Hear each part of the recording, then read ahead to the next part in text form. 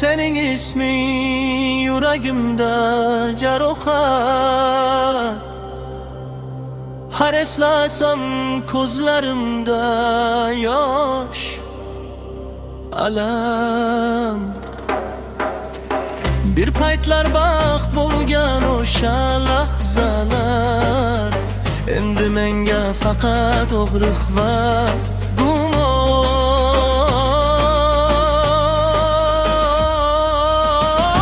Sevgi dardi kan kech bildim men buni, seni sevish yo'qotish ekan bugun. Yonimda bo'lsang ham begona bo'lding, yuragimda qoldi faqat sukut mum.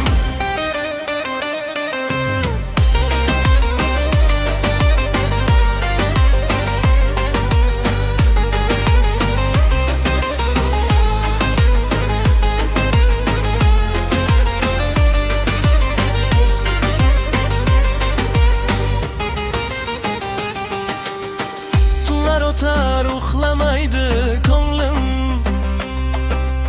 seni kutib charchadi bu jonim. Baxtni ko'rdim sening ko'zlaringda, endi esa yo'qoldi orzum, umidim. Sevgi dardi ekan kech bildim men buni, seni sevish yo'qotish ekan bugun. Yonimda bo'lsan ham begona bo'lding, yuragimda qoldi faqat sukut mum.